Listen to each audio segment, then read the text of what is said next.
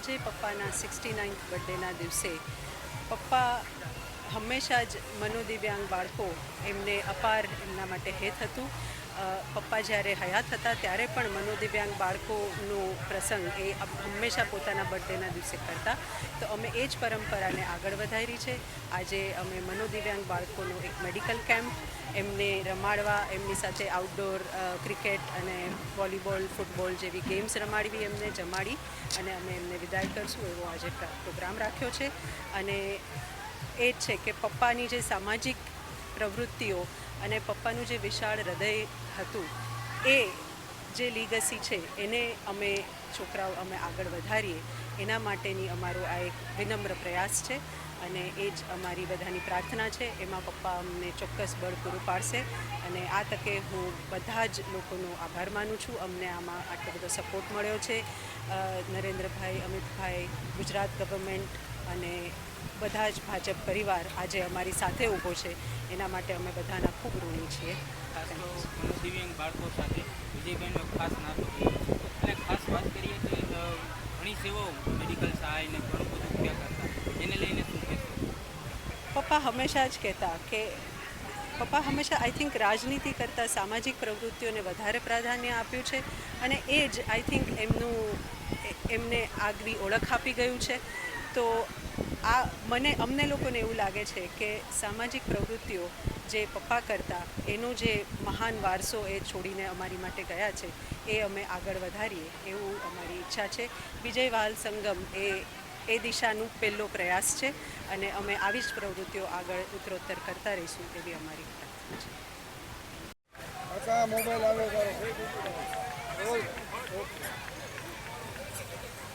આજના 2 ઓગસ્ટના આ દિવસે એટલે કે પપ્પા શ્રી વિજયભાઈ રૂપાણીના જન્મદિવસે આજે અહીં અમે વિજય વહાલ સંગમના નામથી દિવ્યાંગ બાળકો માટે આજે અહીં કાર્યક્રમનું આયોજન કરેલું છે. ખાસ કરીને દિવ્યાંગ બાળક, તો બાળક એ વિજયભાઈ રૂપાણીનું પ્રિય પાત્ર હતું અને એમાં પણ ખાસ દિવ્યાંગ બાળકો પ્રત્યે એમને વિશેષ પ્રેમ હતો.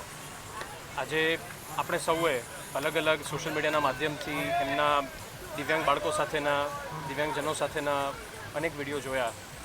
તો એ જ પ્રયાસને જે આદરણીય વડાપ્રધાન શ્રી નરેન્દ્રભાઈ મોદી, શ્રી અમિતભાઈ અને શ્રી વિજયભાઈ એમની ત્રિપુટીએ જે દિવ્યાંગ બાળકો માટેના એમને અલગ અલગ યોજનાઓ શરૂ કરી છે, એમના ઉત્થાન માટેના જે કાર્યો છે, એમાં જ એક ફૂલ નહીં તો ફૂલની પાંખડીના સ્વરૂપે આજે અમારો પણ એક પ્રયાસ અમે આદર્યો છે.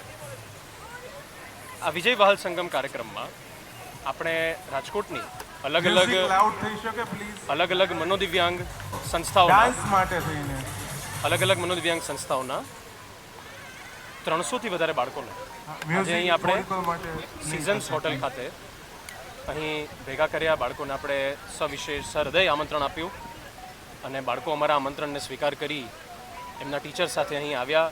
આજે એમનો પણ અમે ખૂબ આભાર માનીએ છીએ.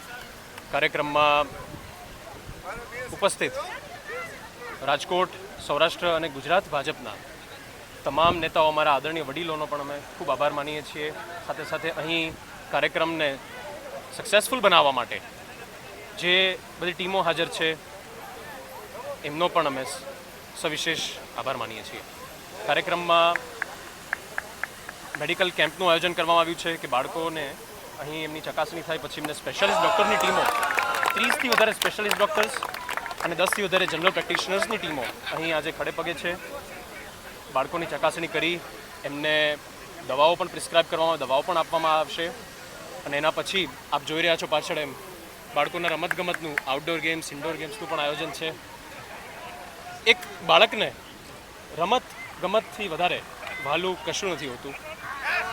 તો આજે પપ્પા જ્યાંથી આપણને જોઈ રહ્યા છે, જ્યાંથી આપણી સાથે છે, આજે અમારી ઈચ્છા એ જ છે કે એમનું હૃદય પણ બાળકોને રમતા જોઈ, ખુશખુશાલ જોઈને રાજી થાય અને એમના આત્માને શાંતિ મળે એ માટે અમારી અભ્યર્થના છે.